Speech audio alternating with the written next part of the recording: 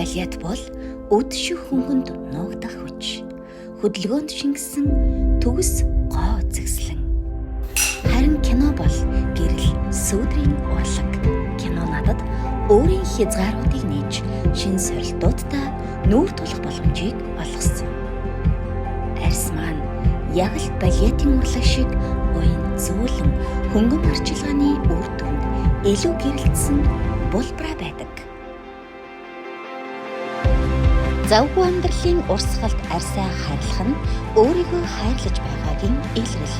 Чигшүүр, хамгаал, улам ихээр гэрэл. Kans Skincare